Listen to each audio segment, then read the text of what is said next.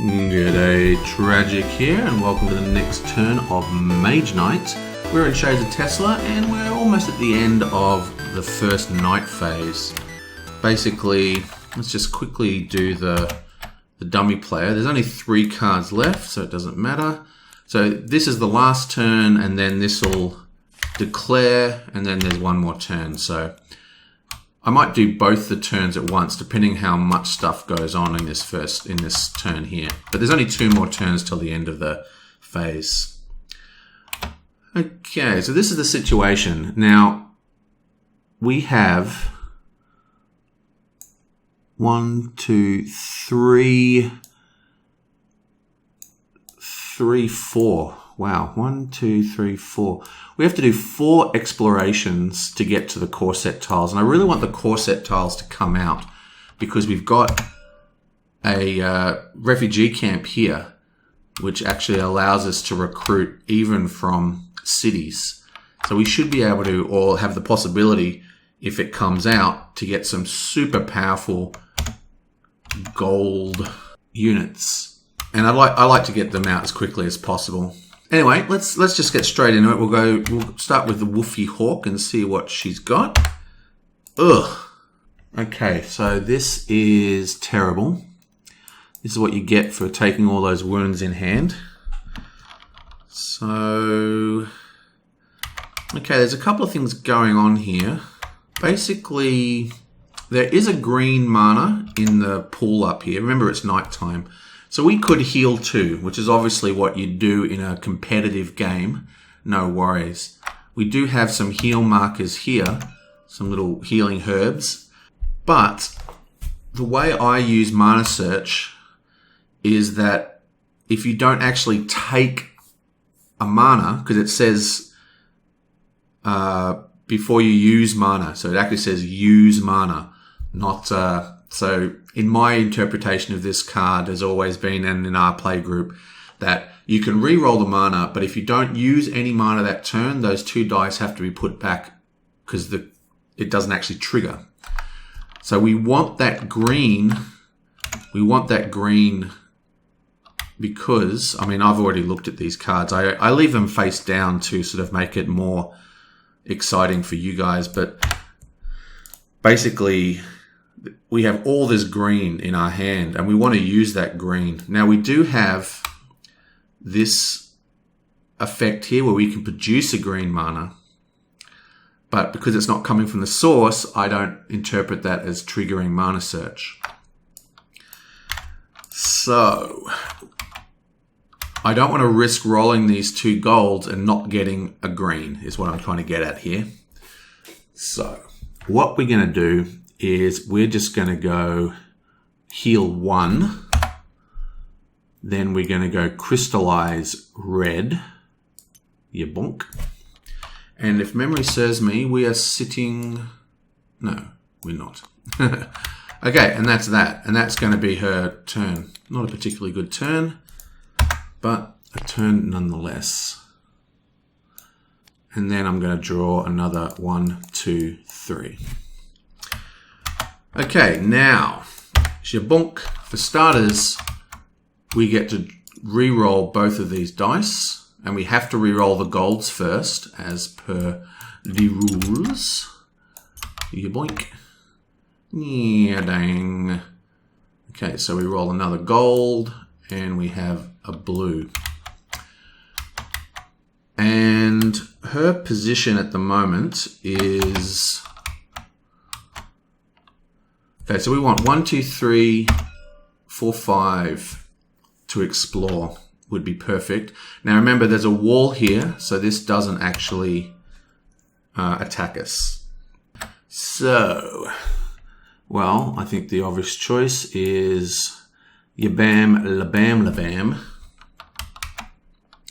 We take the green, which defines that mana roll as working. And this has produced 6 movement. And that is enough for him to go 1, 2, 3, yonk, yabam, lock. Okay, so this is a Necromancer tile, but it doesn't have any annoying stuff on it. So we'll bring out a keep, and we'll shuffle this, and then bring out a Mage Tower.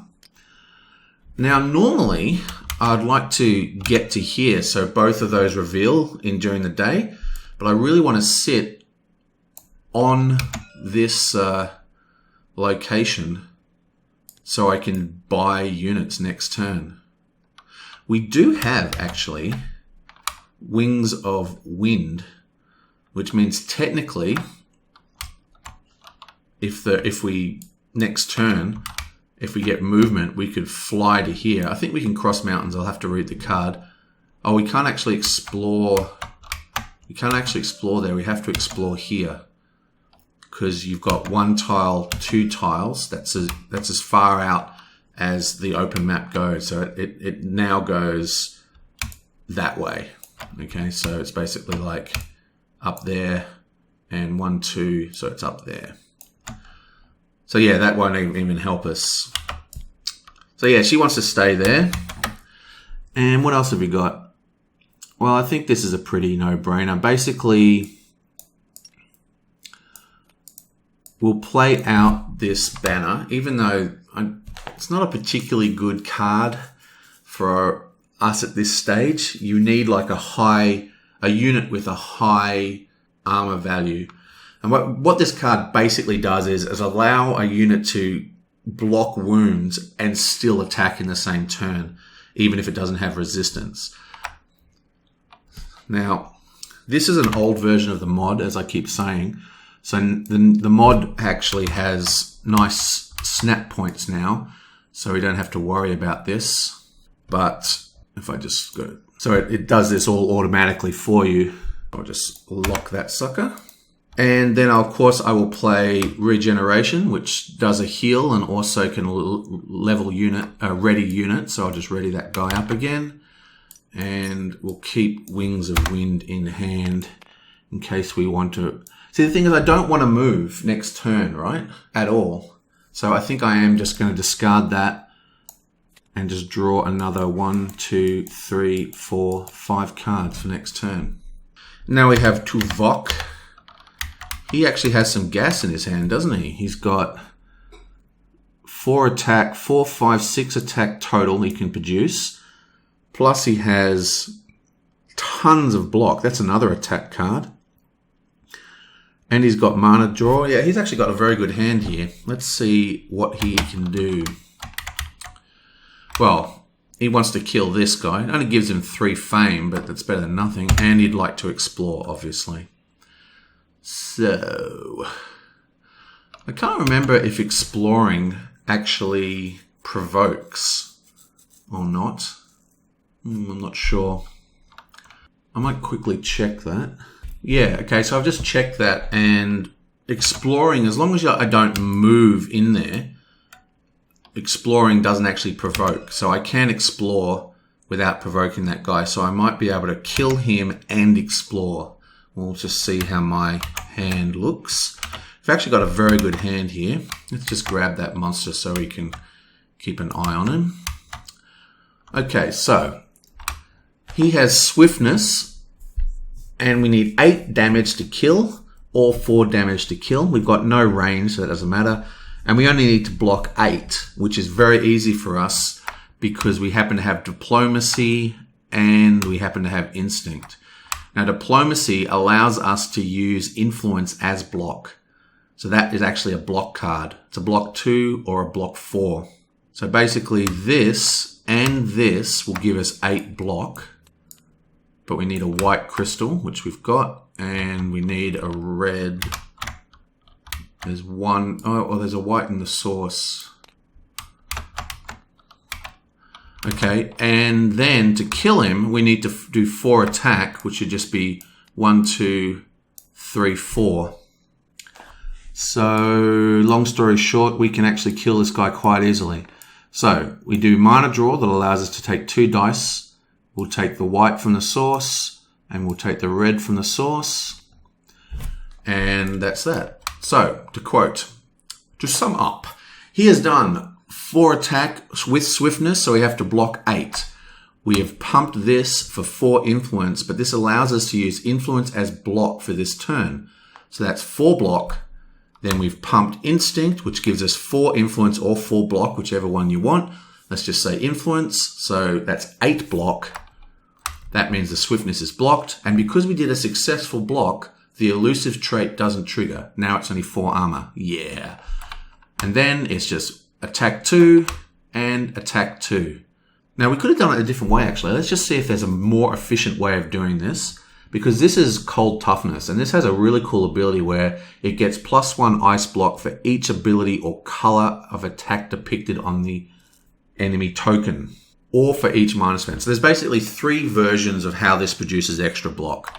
So if we look at our guy, he has only physical attack. So he's got no colored attack, so that doesn't trigger. But he does have 2 abilities. Technically, he's got 3.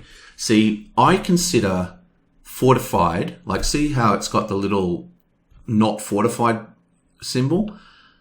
If that was fortified, I'd consider it as an ability. And technically, I think it is an ability being non-fortified. But for us, we just think it's ridiculous to think that not having an ability is an ability. So we don't count that. So I count that as 2 abilities. He's got swiftness and elusive, which means this actually produces 7 block, right? Already.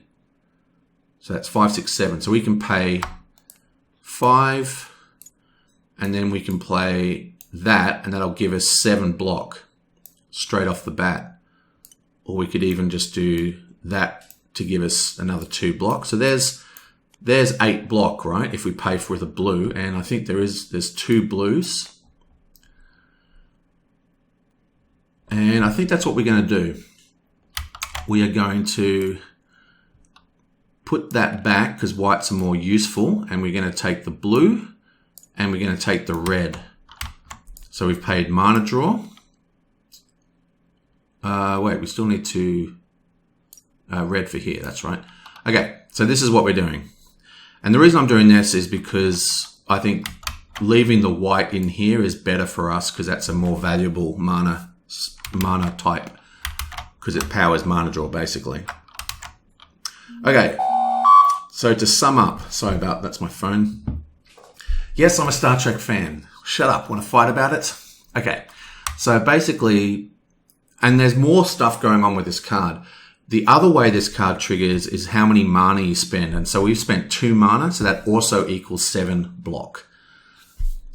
But that's about that. So that's 5, 6, 7, 8, 9 block. That means swiftness is negated. We've blocked the whole thing, so he's now at 4 armor.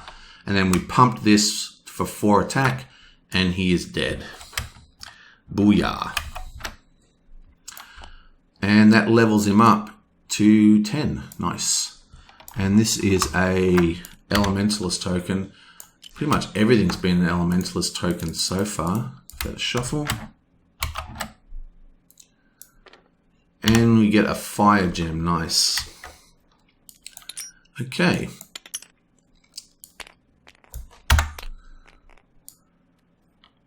Yabunk. Oh, and I forgot, he also goes up 1 in reputation. And he's only got 1 card left. And that's fine. Okay, now it's the last guy's turn. Boing. Okay, so what has he got here? He has mana draw, which is good. That means we've got a white die for it now. Influence, who cares? He does have improvisation, and he does have a 5 block, and he does have Horn of Wrath. So what have we got here? He could explore,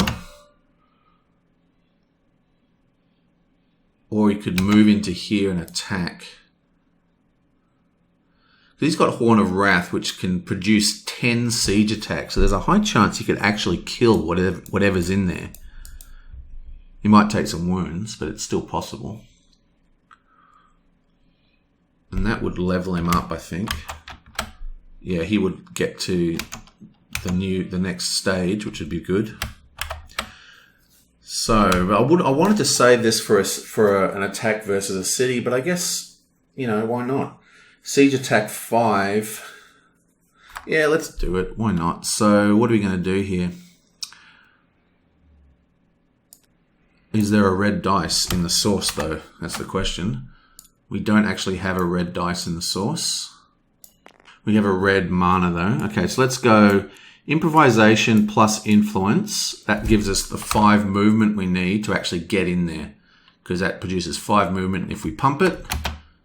And in he goes, because it's a forest at night time.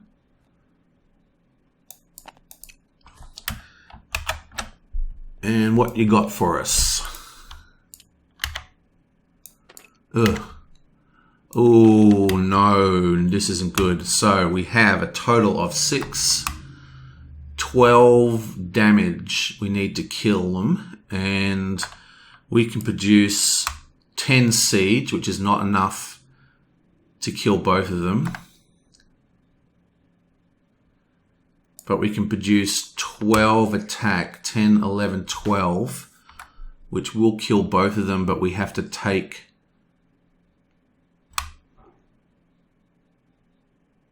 We have to take the damage in the face. Okay, let me just quickly think about this. Okay, I think we can do this. Basically, how many cards has he got left? 9 cards, wow. Okay, so what I'm going to do here is I'm going to pay for this with a crystal rather than use mana draw. So the white mana here stays in the source for the next turn, because we might want to have a powerful movement turn in the next turn for someone. And I think there's 2 people who haven't used their mana draw yet. I know that she hasn't, and I think, well, he's got it in his hand. So we'll leave that for the next turn. So we'll pay for that. That gives us the 5 movement to get in there. And now we are not going to block this because we need 14 block to block it, basically, because we've got no fire block. So that means we take 3 damage. 1, 2, 3. And we don't block this one as well, which means we take 1 more damage. Boom. So that's 4 damage. Now, it takes 5 wounds to knock us out, but the wounds rule is a bit confusing. And I'm pretty sure, I mean, the way we play it is that you get knocked out during the block phase. So if that damage produced 5 damage, we would have been knocked out. So even if this produces wounds, which it probably will, because we'll have to roll 5 dice, it's like a separate calculation, so it doesn't knock us out, okay? So that's what we're going to do. We're going to actually discard this token and get siege attack 5, and we plus 5. So that's siege attack 10, 11, 12, which equals 6, 12. And this is why these ranges are so annoying when you have large groups, because it basically means if I wanted to kill that guy with a siege attack, like I could do this guy as a siege, but I'd still need, if I get my cat out of the way so I can see my screen, I'd still need 8 to kill it, because it would get plus 2 from this guy, which is such a bummer. Okay, so we need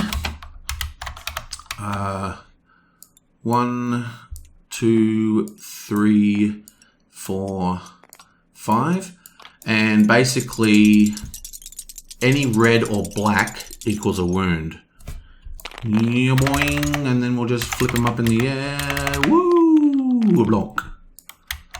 Okay, so that could be a lot worse. We rolled 1, 2 wounds, and the other ones aren't anything. So that's the end of that. 2 wounds. 1, 2. Okay, so that's a lot of wounds. As you can see, I don't really worry about wounds. I think a lot of people, when they play this game, they get completely hung up on not taking wounds. I don't know. I don't, as you can see.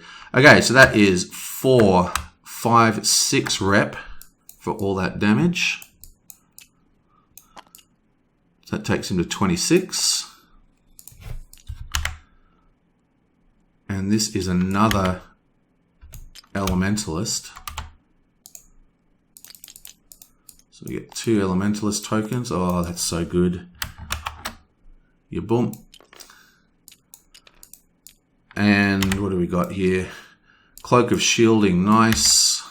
And another mystical map, excellent. You bonk.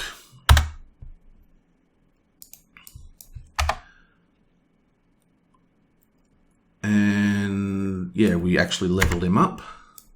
So he gets the all-important 6 card now. How annoying. Now, on the plus side, we have liberated a glade, which means it now produces its healing effect because it is an elementalist glade. So he actually heals 1 as well. Bonk. And then we get to choose an artifact. Boom, lame, boom. Ooh. Golden Grail. Heal 2 or heal 6. Healing provides fame +1 for each point of healing. This is actually pretty cool for us. That means we can gain at least 2 fame every turn extra. Does take a whole slot, plus it heals. That's pretty cool. Interesting. It does take place, it does have the hand icon, so it can't be used mid-combat or anything, I don't think. Still, and what's this guy do? Gain a blue mana token to your, and a blue crystal, so you get a mana token and a crystal, and you get fame +1. And we can discard it for an endless supply of blue. Interesting. You know, I think I'm going to take the Grail. Fame is so hard to get in this version. Boom. 1, 2, 3, 4, 5, 6. Okay, so I'm just going to quickly rejigger this.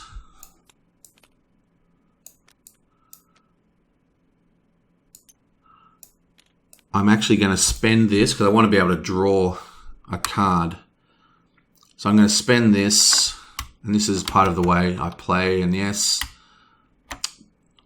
deal with it. Okay, and we'll make this a red, and this has to be a red as well. We get 2 red mana crystals, 1 powers that. I guess I could just discard this. This just maybe I could just discard it, but this way I get to change those mana blocks. I guess technically I shouldn't really do that. It's a bit much because I'm only doing this because I know I'm about to draw a heal spell. Yeah, I think that's going too far. So let's put this back. This was a black and this was a gold. I probably would have been allowed to redo that in my local game, but I'm a bit stricter when I play solo. So I'm actually discarding that mana draw so I can draw this card. I mean, I guess technically, no.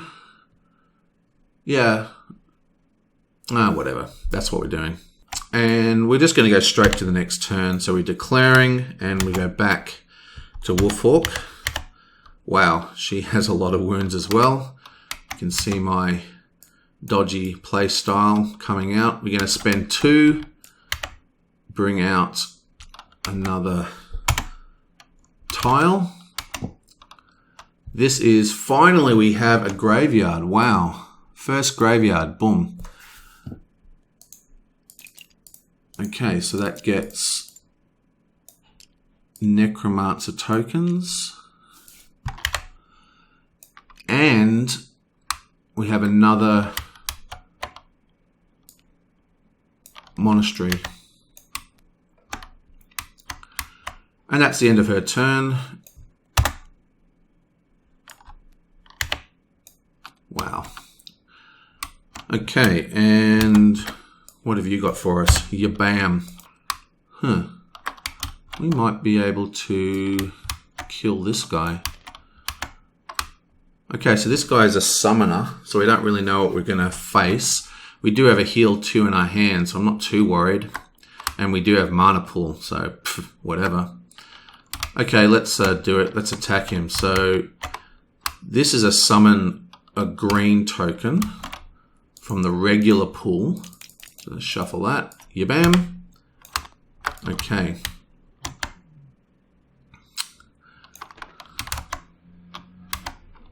Okay, so that comes in at brutal, which means we'd take 8 damage. So that is 3 wounds, which we would instantly heal 2 of.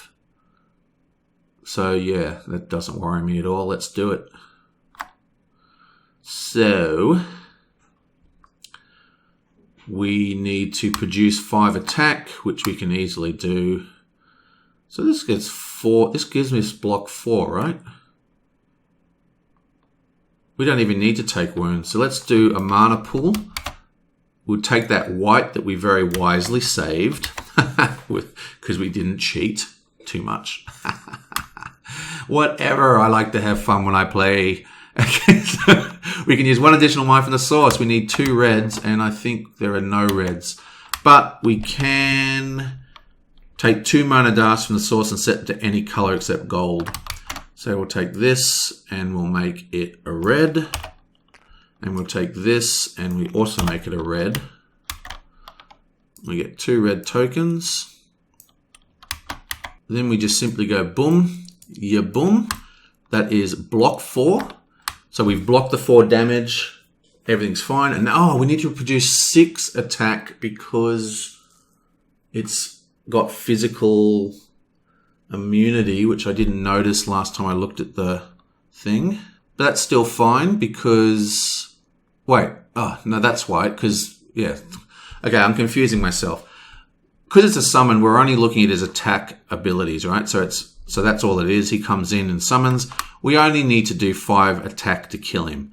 So, boom. That gives us 4. And boom. That gives us +1 because you play it sideways, and that's 4, 5 attack, which kills them, and he's dead. He's down. Okay, so this guy goes in here, and this guy gives us 3 rep. Takes us to 12, and we get +1, and we get a Necromancer token. Boom.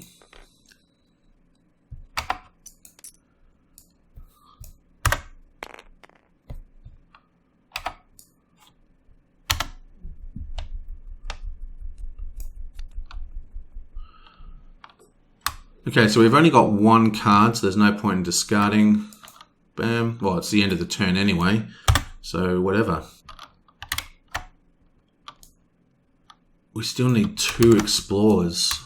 Well, that's fine. We'll just go 2 and we'll do another explore here. You bump. This is a neutral tile because it's in the center arc, but there's nothing on it, so we don't need to roll, but we do get another keep. And that would be the end of his turn. Boom. And finally, this guy.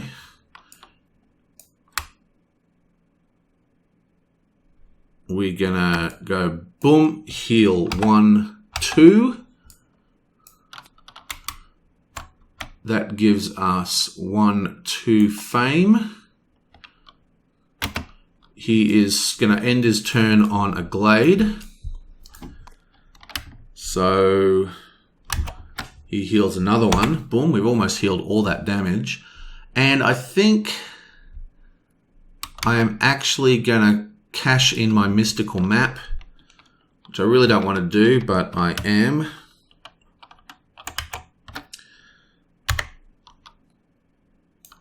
Oh, and the mystical map.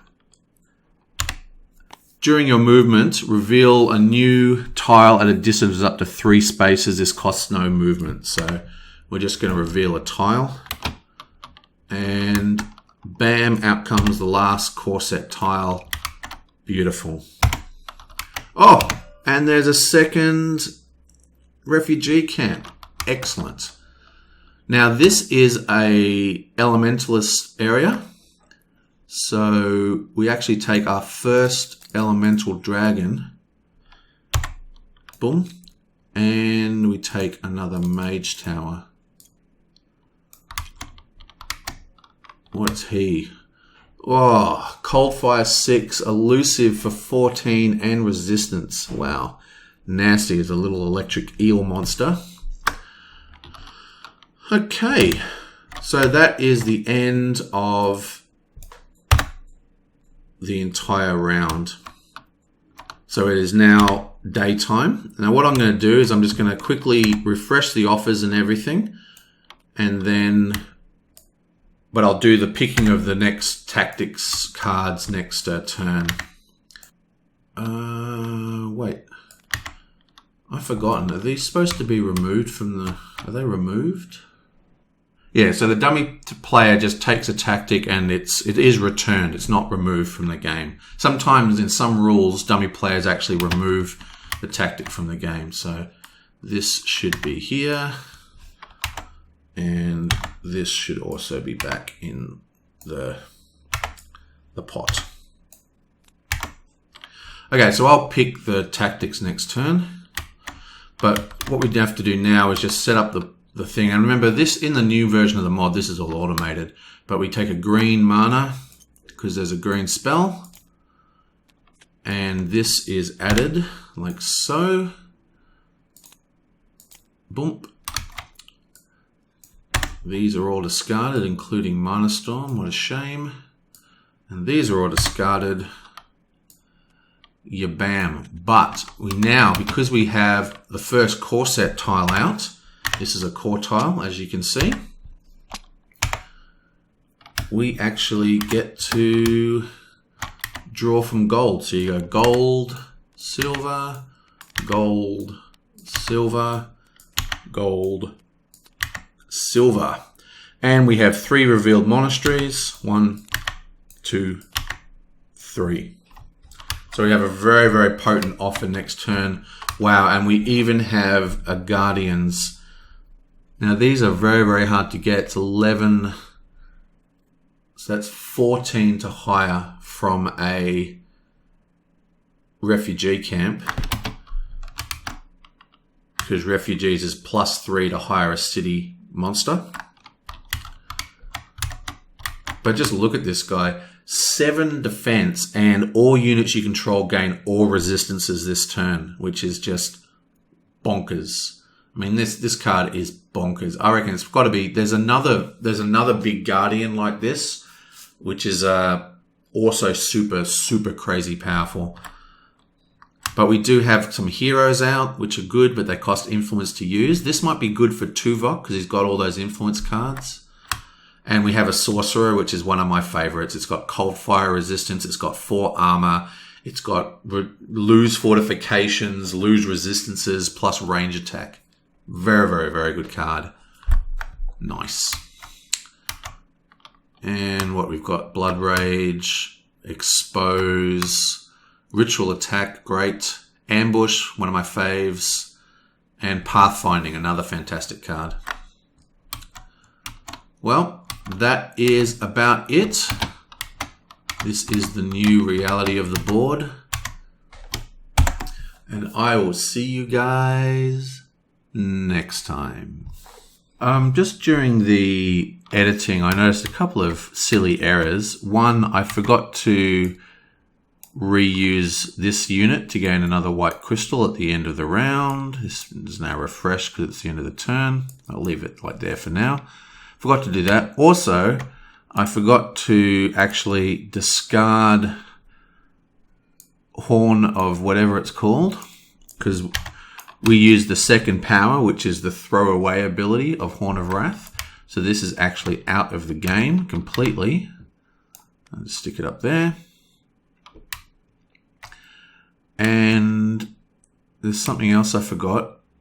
I think I forgot to level up Tuvok. I think Tuvok leveled up. He should have 1, 2 shields out. Yeah, bam! And I think that is the majority of the quick fixes that I need to do. Okay, see you next time. And I mean next time, not 5 seconds after I stop the video.